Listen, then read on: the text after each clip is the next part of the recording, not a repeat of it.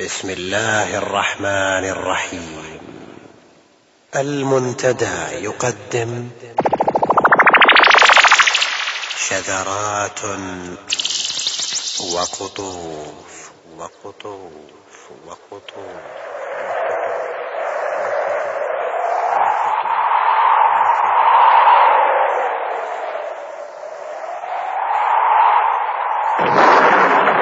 هذه دعوة لك أخي الكريم للاستماع إلى هذا الإصدار، حيث الآية الكريمة والحديث الشريف والكلمات الموجزة المؤثرة والأبيات الشعرية المعبرة.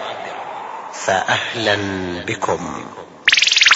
ومن يتق الله يجعل له مخرجا.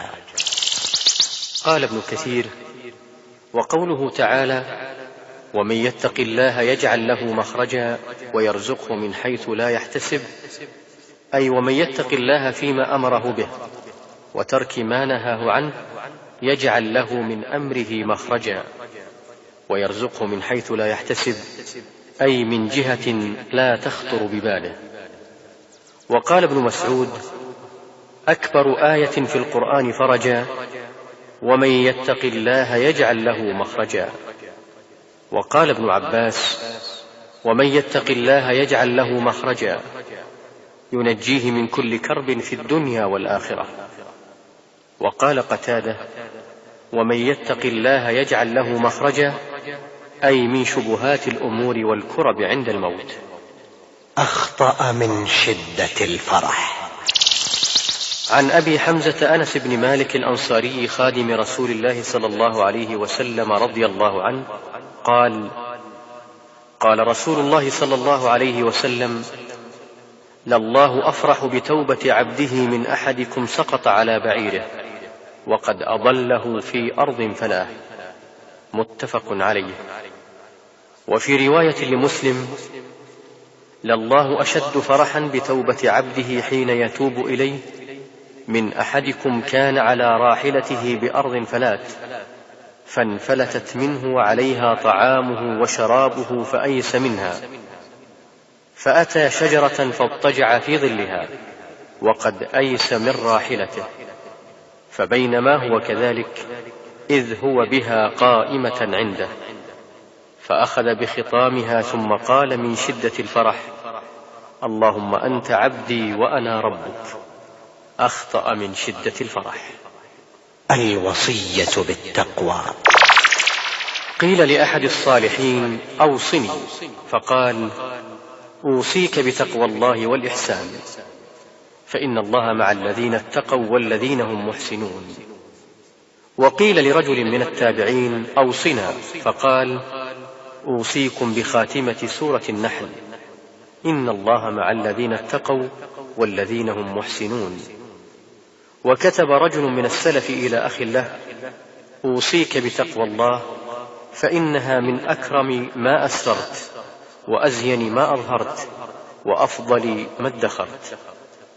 وأوصى أحدهم أخاه فقال: أوصيك وأنفسنا بالتقوى، فإنها خير زاد الآخرة والأولى، واجعلها إلى كل خير سبيلك ومن كل شر مهربك، فقد تكفل الله عز وجل لأهلها بالنجاة مما يحذرون والرزق من حيث لا يحتسبون. طرفان. قيل: للحلم طرفان، أعلاهما حلمك على من دونك. وللصدق طرفان، أعلاهما صدقك فيما يضرك. وللوفاء طرفان، أعلاهما وفاؤك لمن لا ترجوه. جوامع الشر.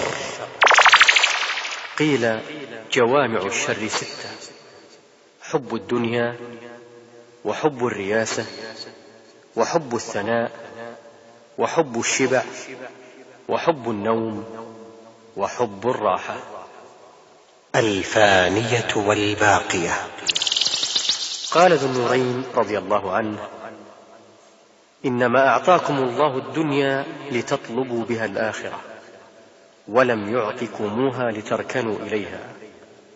إن الدنيا تفنى والآخرة تبقى، فلا تبطرنكم الفانية ولا تشغلنكم عن الباقية.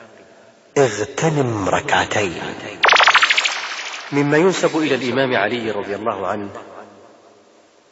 اغتنم ركعتين زلفى إلى الله إذا كنت فارغا مستريحا، وإذا ما هممت باللغو في الباطل فاجعل مكانه تسبيحا. كلمات عمرية. قال عمر بن الخطاب رضي الله عنه: ما كافأت من يعصي الله فيك بمثل أن تطيع الله فيه. وقال: لا تظنن بكلمة خرجت من مسلم شرا وأنت تجد لها في الخير محملا. وقال: من تعرض للتهمة فلا يلومن من أساء به الظن. وقال: عليك بإخوان الصدق تعش في أكنافهم، فإنهم زينة في الرخاء وعدة في البلاء. وقال: لا تسأل عما لم يكن، فإن فيما كان شغلا عما لم يكن. وقال: لا تطلبن حاجتك إلى من لا يحب لك نجاحها، ولا تصحبن الفاجر فتعلم فجوره. وقال: لا أمين إلا من خشي الله وتخشع. وقال: تخشع عند القول، وذل عند الطاعة، واعتصم عند المعصية. قاض نزيه. قال أحد أبناء القاضي شريح لأبيه يوما: يا أبت، إن بيني وبين قوم خصومة، فانظر فيها، فإن كان الحق لي قاضيتهم، وإن كان لهم صالحتهم. ثم قص عليه قصته، فقال شريح: انطلق فقاضهم. فمضى إلى خصومه ودعاهم إلى المقاضاة، فاستجابوا له. ولما مثلوا بين يدي شريح قضى لهم على ولده. فلما رجع شريح وابنه إلى البيت قال الولد لأبيه: فضحتني يا أبتي، والله لو لم أستشرك من قبل لما لمتك. فقال شريح: يا بني، والله لأنت أحب إلي من ملء الأرض من أمثالهم، ولكن الله عز وجل أعز علي منك. لقد خشيت أن أخبرك بأن الحق لهم فتصالحهم صلحا يفوت عليهم بعض حقهم، فقلت لك ما قلت. نصيحة. قال أحدهم لوهب بن منبه: إن الناس قد وقعوا فيما وقعوا فيه، وقد حدثت نفسي ألا أخالطهم. فقال له وهب: لا تفعل، فإنه لا بد للناس منك، ولا بد لك منهم. لهم إليك حوائج، ولك إليهم حوائج، ولكن كن فيهم أصم سميعا، وأعمى بصيرا، وسكوتا نطوقا. التفضل والتجمل. قال علي بن الجهم: وعاقبة الصبر الجميل جميلة، وأفضل أخلاق الرجال التفضل. ولا عار إن زالت عن الحر نعمة، ولكن عارا أن يزول التجمل. خذ الحكمة ممن سمعت. قال عبد الله بن عباس رضي الله عنهما: خذ الحكمة ممن سمعت، فإن الرجل يتكلم بالحكمة وليس بحكيم، فتكون كالرمية خرجت من غير رامي. علامات أهل التقوى. قال عبد الله بن الزبير: إن لأهل التقوى علامات يعرفون بها ويعرفونها من أنفسهم: من صبر على البلاء، ورضي بالقضاء، وشكر النعماء، وذل لحكم القرآن. من سره أن يسبق الدائب المجتهد. قالت عائشة رضي الله عنها: إنكم لم تلقوا الله بشيء خير لكم من قلة الذنوب، فمن سره أن يسبق الدائب المجتهد فليكف نفسه عن الذنوب. توكل على الرحمن. توكل على الرحمن في كل حاجة أردت، فإن الله يقضي ويقدر. متى ما يرد ذو العرش أمرا لعبده يصبه، وما للعبد ما يتخير. وقد يهلك الإنسان من حيث أمنه، وينجو بإذن الله من حيث يحذر. مال يزيد وعمل ينقص. قال أبو الدرداء: ما من أحد إلا وفي عقله نقص عن علمه، وذلك أنه إذا أتته الدنيا بزيادة ظل مسرورا، والليل والنهار دائبان في هدم عمره لا يحزنه ذلك. مال يزيد وعمل ينقص. اجعل الدنيا مجلسين واجعل المال درهمين. قال أبو ذر رضي الله عنه: اجعل الدنيا مجلسين، مجلسا في طلب الحلال ومجلسا في طلب الآخرة، والثالث يضرك ولا ينفعك لا ترد. اجعل المال درهمين، درهما تنفقه على عيالك من حله، ودرهما تقدمه لآخرتك، والآخر يضرك ولا ينفعك لا ترده. عجبا لهؤلاء القوم. قال أبو حازم: عجبا لقوم يعملون لدار يرحلون عنها كل يوم مرحلة، ويدعون العمل لدار يرحلون إليها كل يوم مرحلة. ما ينبغي بحامل القرآن. قال عبد الله بن مسعود رضي الله عنه: ينبغي لحامل القرآن أن يعرف بليله إذ الناس نائمون، وبنهاره إذ الناس مفطرون، وبحزنه إذ الناس يفرحون، وببكائه إذ الناس يضحكون، وبصمته إذ الناس يخوضون، وبخشوعه إذ الناس يختالون. كان إذا حدث بهذا الحديث جثى على ركبتيه. عن أبي إدريس الخولاني عن أبي ذر عن النبي صلى الله عليه وسلم فيما روى عن الله تبارك وتعالى أنه قال: يا عبادي إني حرمت الظلم على نفسي وجعلته بينكم محرما فلا تظالموا. يا عبادي كلكم ضال إلا من هديته فاستهدوني أهدكم. يا عبادي كلكم جائع إلا من أطعمته فاستطعموني أطعمكم. يا عبادي كلكم عار إلا من كسوته فاستكسوني أكسكم. يا عبادي إنكم تخطئون بالليل والنهار وأنا أغفر الذنوب جميعا فاستغفروني أغفر لكم. يا عبادي إنكم لن تبلغوا ضري فتضروني ولن تبلغوا نفعي فتنفعوني. يا عبادي لو أن أولكم وآخركم وإنسكم وجنكم كانوا على أتقى قلب رجل واحد منكم ما زاد ذلك في ملكي شيئا.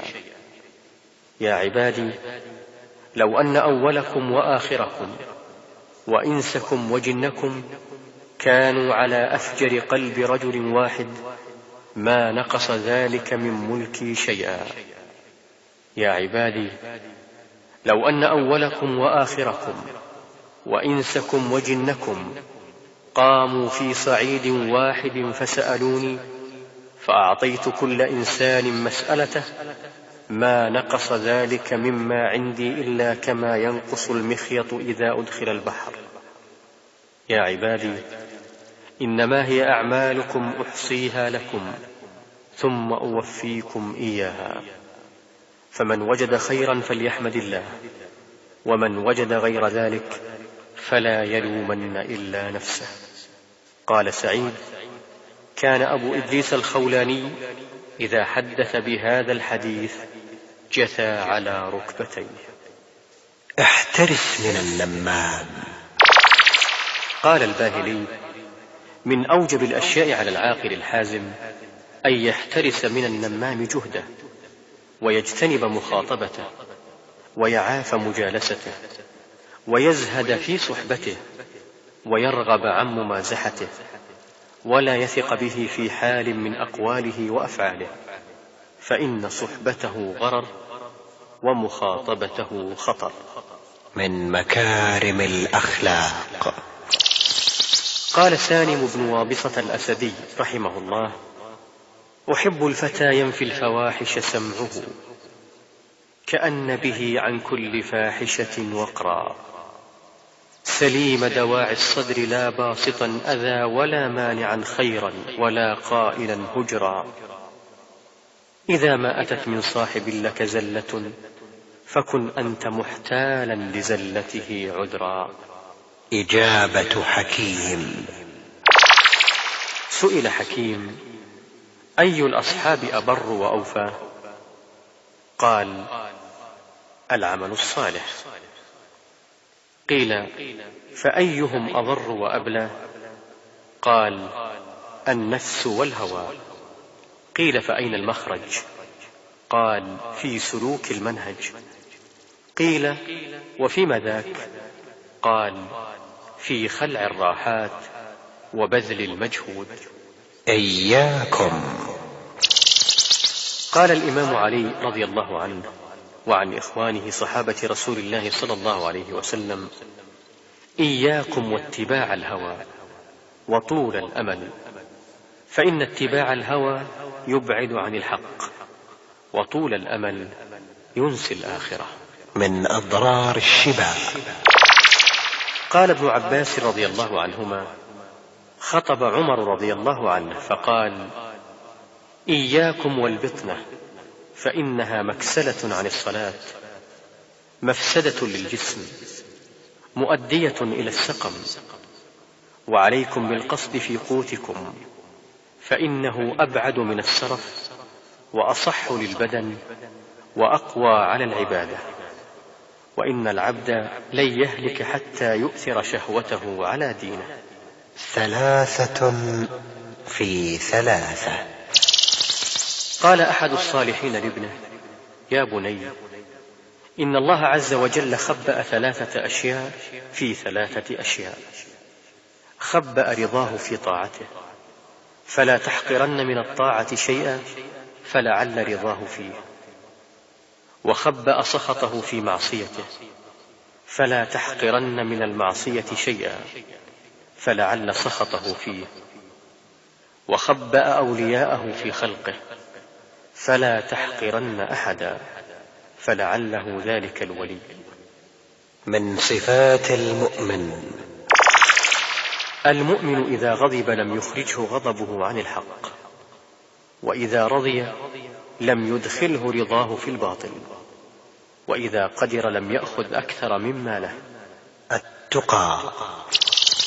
قال الحطية: ولست أرى السعادة جمع مال، ولكن التقي هو السعيد، وتقوى الله خير الزاد ذخرا، وعند الله للأتقى مزيد، وما لا بد أن يأتي قريب، ولكن الذي يمضي بعيد. عليك أغار. عن أبي هريرة رضي الله عنه عن رسول الله صلى الله عليه وسلم أنه قال: بين أنا نائم إذ رأيتني في الجنة، فإذا امرأة توضأ إلى جانب قصر، فقلت: لمن هذا؟ فقالوا: لعمر بن الخطاب. فذكرت غيرة عمر فوليت مدبرا. قال أبو هريرة: فبكى عمر ونحن جميعا في ذلك المجلس مع رسول الله صلى الله عليه وسلم، ثم قال عمر: بأبي أنت يا رسول الله، أعليك أغار؟ رواه مسلم. بين العقل والهوى.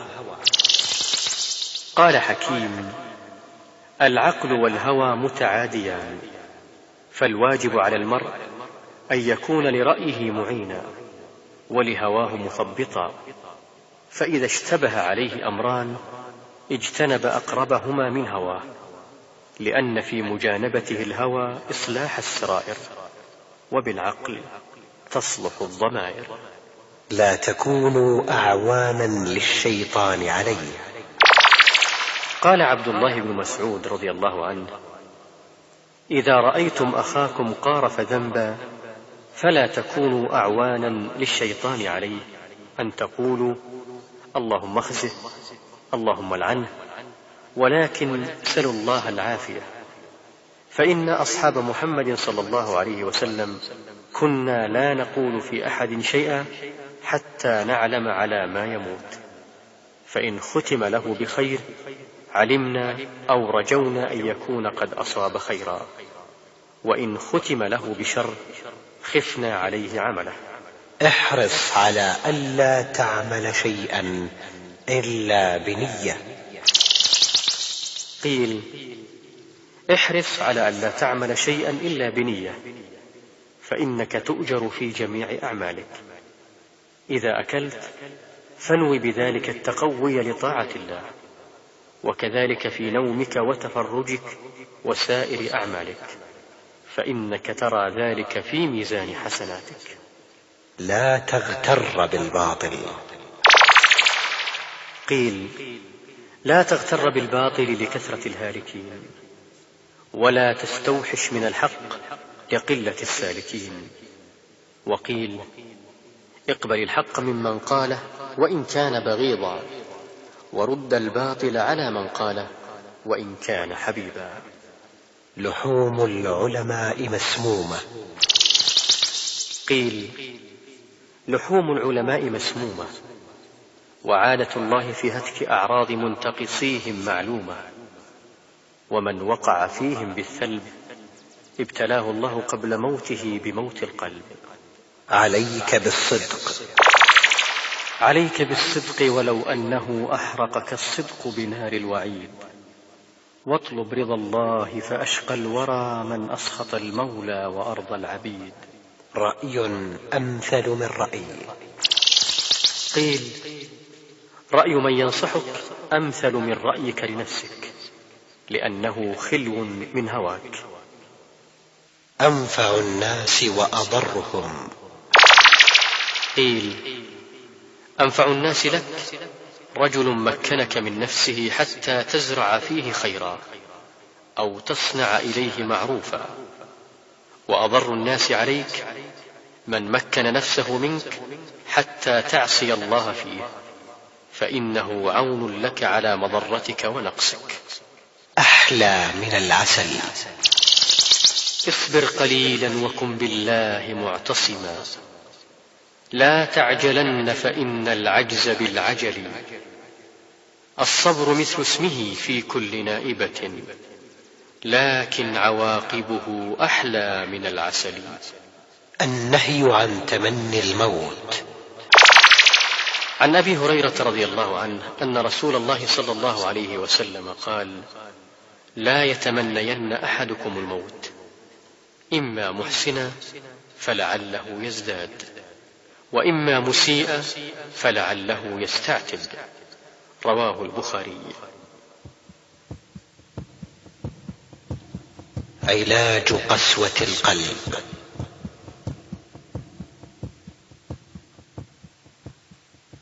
إن في القلب قسوة لا يذيبها إلا ذكر الله تعالى، فينبغي للعبد أن يداوي قسوة قلبه بذكر الله تعالى. قال رجل للحسن: يا أبا سعيد، أشكو إليك قسوة قلبي. قال: أذبه بالذكر. وهذا لأن القلب كلما اشتدت به الغفلة اشتدت به القسوة، فإذا ذكر الله تعالى ذابت تلك القسوة كما يذوب الرصاص في النار. فما أذيبت قسوة القلوب بمثل ذكر الله عز وجل. خشيت أن أرعبه. جاء أعرابي إلى قتيبة بن مسلم فاتح السن يسأله حاجة، وكان معه سيفه، فركزه أمامه فأصاب أصبع قدم قتيبة، والأعرابي لا يدري بذلك، ومضى في كلامه وقتيبة لا يظهر ألما. فلما انتهى الأعرابي من كلامه رفع قتيبة رجله فإذا هي تسيل دما من أثر ذلك السيف، فقيل لقتيبة: لم لم تنبه الأعرابي؟ فقال: كرهت أن أقطع حديثه فأرعبه فلا يفضي إلينا بحاجته. الاقتصاد في الموعظة. حدث الفضيل بن عياض عن منصور عن شقيق أبي وائل قال: كان عبد الله يذكرنا كل يوم خميس، فقال له رجل: يا أبا عبد الرحمن، إنا نحب حديثك ونشتهيه، ولوددنا أنك حدثتنا كل يوم. فقال: ما يمنعني أن أحدثكم إلا كراهية أن أملكم. إن رسول الله صلى الله عليه وسلم كان يتخولنا بالموعظة في الأيام، أي يتعاهدنا، كراهية السآمة علينا. قيام لا ينقطع. كان أبو هريرة رضي الله عنه يصوم النهار ويقوم ثلث الليل، ثم يوقظ زوجته فتقوم ثلثه الثاني، ثم توقظ هي ابنتها فتقوم ثلثه الأخير. احفظ حياءك. إذا قل ماء الوجه قل حياؤه، ولا خير في وجه إذا قل ماؤه. حياؤك فاحفظه عليك، فإنما يدل على فعل الكريم حياؤه. نوع من البر. كان من بر أبي هريرة رضي الله عنه بأمه أنه إذا أراد الخروج من البيت وقف على باب حجرتها وقال: السلام عليك يا أمتاه ورحمة الله وبركاته، فتقول: وعليك السلام يا بني ورحمة الله وبركاته، فيقول: رحمك الله كما ربيتني صغيرا، فتقول: ورحمك الله كما بررتني كبيرا. ثم إذا عاد إلى بيته فعل مثل ذلك. أبكي لبعد السفر وقلة الزاد. لما مرض أبو هريرة رضي الله عنه مرض الموت بكى، فقيل له: ما يبكيك يا أبا هريرة؟ فقال: أما إني لا أبكي على دنياكم هذه، ولكنني أبكي لبعد السفر وقلة الزاد. لقد وقفت في نهاية طريق يفضي بي إلى الجنة أو النار، ولا أدري في أيهما أكون. الصبر والظفر. اصبر على مضض الإدلاج في السحر، وفي الرواح إلى الطاعات في البكر. إني رأيت وفي الأيام تجربة، للصبر عاقبة محمودة الأثر. وقل من جد في أمر يؤمله، واستصحب الصبر إلا فاز بالظفر. أنفة. قال معاوية رضي الله عنه: إني لآنف أن يكون في الأرض جهل لا يسعه علمي، وذنب لا يسعه عفوي، وحاجة لا يسعها جودي. الجوهران. تعلما كل علم تبلغ الأملا، ولا تفوت بعلم واحد كسلا. فالنحل لما جنى من كل فاكهة أبدى لنا الجوهرين، الشمع والعسلا. الشمع في كل وقت يستضاء به، والشهد يبري بإذن البارئ العللا. شعور. قال أبو العباس السفاح: ما أقبح بنا أن تكون الدنيا كلها لنا، وأولياؤها خالون من حسن آثارنا. كلمتان. عن أبي هريرة رضي الله عنه قال: قال رسول الله صلى الله عليه وسلم: كلمتان حبيبتان إلى الرحمن، خفيفتان على اللسان، ثقيلتان في الميزان، سبحان الله وبحمده، سبحان الله العظيم. متفق عليه. فهم. قال المأمون: إنما تطلب الدنيا لتملك، فإذا ملكت فلتوهب. حياء. قال عمر بن عبد العزيز: ما رأيت أحدا في داري أو على بابي ليس له عندي إحسان إلا استحييت منه. تصبر أيها العبد اللبيب، لعلك بعد صبرك ما تخيب، وكل الحادثات وإن تناهت يكون وراءها فرج قريب. لا أجرة على فعل الخير. ذكر ظهير الدين البيهقي في تاريخ حكماء الإسلام في ترجمة أبي علي بن الهيثم أنه قصده أحد الأمراء متعلما، فقال له أبو علي: أطلب منك للتعليم أجرة، وهي 100 دينار في كل شهر. فبذل الأمير مطلوبه ذلك وما قصر فيه، وأقام عنده 3 سنوات. فلما عزم الأمير على الانصراف قال له أبو علي: خذ أموالك بأسرها، فلا حاجة لي إليها، وأنت أحوج إليها مني عند عودك إلى مقر ملكك ومسقط رأسك، وإني قد جربتك بهذه الأجرة، فلما علمت أنه لا خطر ولا موقع للمال عندك في طلب العلم بذلت مجهودي في تعليمك وإرشادك، واعلم أنه لا أجرة ولا رشوة ولا هدية في إقامة الخير. ثم ودعه وانصرف. إذا ضاق صدر المرء. إذا المرء أفشى سره بلسانه ولام عليه غيره فهو أحمق. إذا ضاق صدر المرء عن كتم سره فصدر الذي يستودع السر أضيق. اشتر من باعة حيك. كان علي بن الفضل يشتري من باعة المحلة، فقيل له: لو دخلت السوق واسترخصت؟ فقال: هؤلاء نزلوا بقربنا رجاء منفعتنا.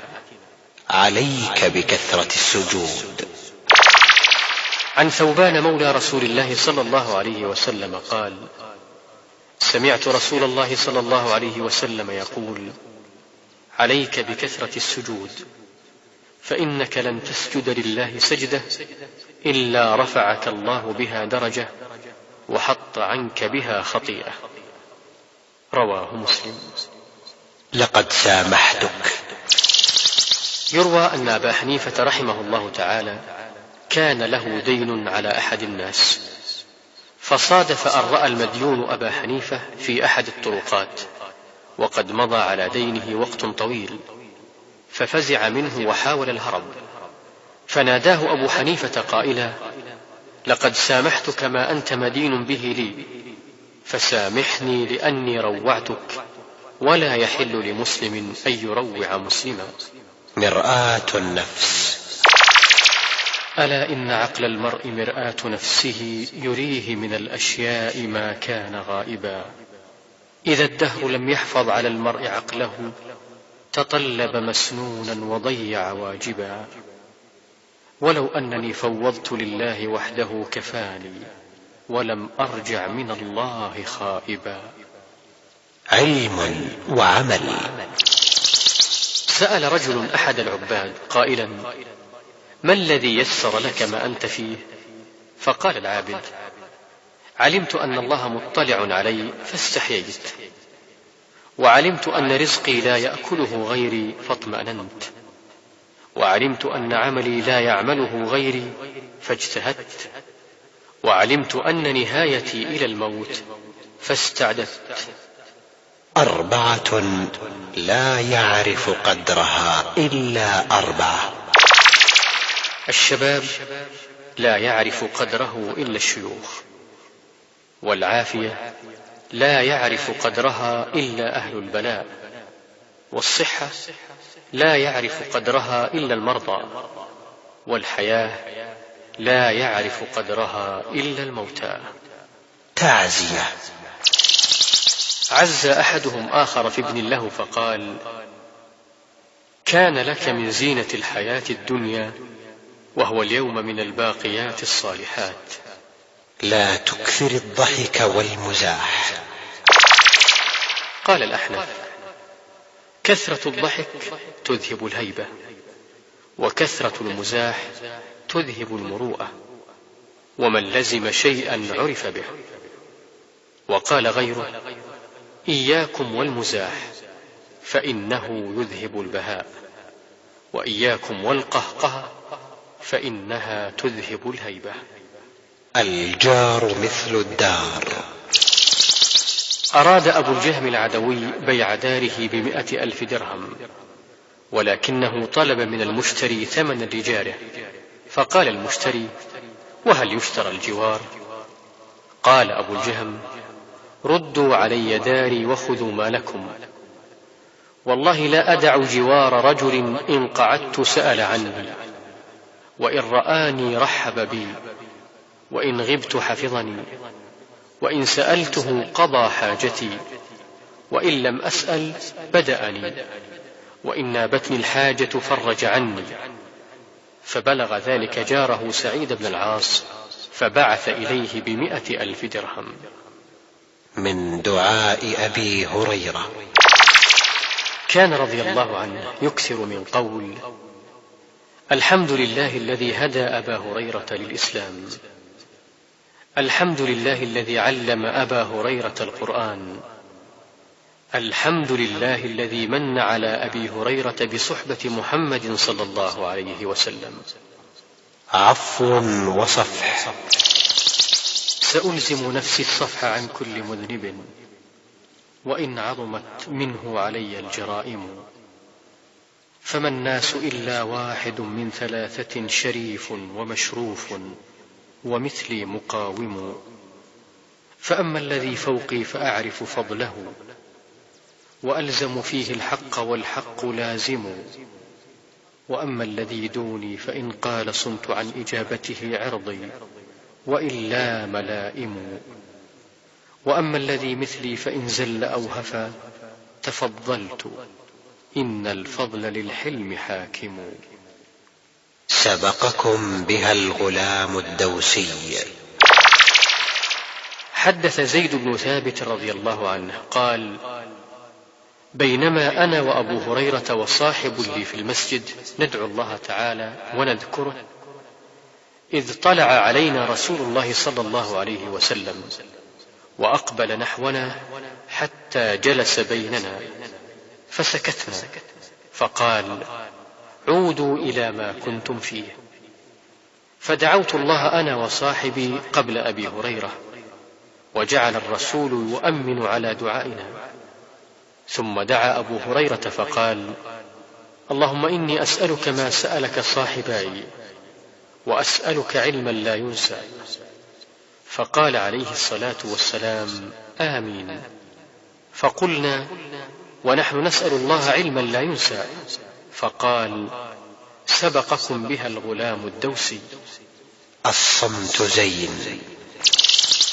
الصمت زين والسكوت سلامة، فإذا نطقت فلا تكن مهدارا، ما إن ندمت على سكوتي مرة، ولقد ندمت على الكلام مرارا. يتبع الميت 3. عن أنس رضي الله عنه عن رسول الله صلى الله عليه وسلم قال: يتبع الميت 3، فيرجع 2 ويبقى 1، يتبعه أهله وماله وعمله، فيرجع أهله وماله ويبقى عمله. رواه مسلم. أوسع الطريق للأمير. ولي أبو هريرة رضي الله عنه المدينة من قبل معاوية بن أبي سفيان رضي الله عنه أكثر من مرة، وقد مر بأحد طرقها يوما وهو وال عليها، وكان يحمل الحطب على ظهره لأهل بيته، فمر بثعلبة بن مالك فقال له: أوسع الطريق للأمير يا ابن مالك. فقال له: يرحمك الله، أما يكفيك هذا المجال كله؟ فقال له: أوسع الطريق للأمير وللحزمة التي على ظهره.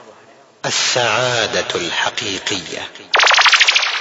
ما العلم إلا كتاب الله أو أثر يجلو بنور هداه كل ملتبس، نور لمقتبس، خير لملتمس، حمى لمحترس، نعمى لمبتئس.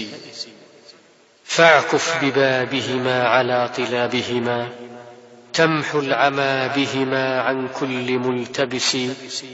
ورد بقلبك عذبا من حياضهما، تغسل بمائهما ما فيه من دنس. وقف النبي وأتباع النبي، وكن من هديهم أبدا تدنو إلى قبس. والزم مجالسهم واحفظ مجالسهم، واندب مدارسهم بالأربع الدرس. واسلك طريقهم واتبع فريقهم، تكن رفيقهم في حضرة القدس. تلك السعادة إن تلمم بساحتها، فحط رحلك قد عوفيت من تعس. وصية قالت أعرابية توصي ولدا لها أراد السفر: أي بني، اجلس أمنحك وصيتي وبالله توفيقك. أي بني، إياك والنميمة، فإنها تزرع الضغينة وتفرق بين المحبين. وإياك والتعرض للعيوب فتتخذ غرضا. وإياك والجود بدينك والبخل بمالك. وإذا هززت فاهزز كريما يلين لهزتك، ولا تهزز اللئيم فإنه صخرة لا ينفجر ماؤها. ومثل بنفسك مثل غيرك، فما استحسنت من غيرك فاعمل به، وما استقبحت من غيرك فاجتنبه، فإن المرء لا يرى عيب نفسه. في بر الوالدين. قال تعالى: أعوذ بالله من الشيطان الرجيم. وقضى ربك ألا تعبدوا إلا إياه وبالوالدين إحسانا، إما يبلغن عندك الكبر أحدهما أو كلاهما فلا تقل لهما أف ولا تنهرهما، وقل لهما قولا كريما. واخفض لهما جناح الذل من الرحمة، وقل رب ارحمهما كما ربياني صغيرا. أحب الأعمال إلى الله. عن عبد الله بن مسعود رضي الله عنه قال: سألت رسول الله صلى الله عليه وسلم: أي العمل أحب إلى الله تعالى؟ قال: الصلاة على وقتها. قلت: ثم أي؟ قال: بر الوالدين. قلت: ثم أي؟ قال: الجهاد في سبيل الله. متفق عليه. وصف الدنيا. قال الحسن البصري رحمه الله: إن الدنيا دار عمل، من صحبها بالنقص لها والزهادة فيها سعد بها ونفعته صحبتها، ومن صحبها على الرغبة فيها والمحبة لها شقي بها وأجحف بحظه من الله عز وجل، ثم أسلمته إلى ما لا صبر له عليه ولا طاقة له به من عذاب الله. وبعد إخوتنا، فبهذه الفقرة نصل إلى نهاية هذا الشريط. حتى موعدنا في الجزء الثاني من هذا الإصدار، نستودعكم الله الذي لا تضيع ودائعه. هذا وتشكر المؤسسة الأخ حمد بن محمد الدريهم الذي قام بإعداد وتقديم هذه المادة. سعدت بصحبتكم مؤسسة المنتدى للإنتاج الإعلامي والتوزيع بالرياض، شارع الخزان خلف أسواق الخزان. هاتف رقم 404-3863.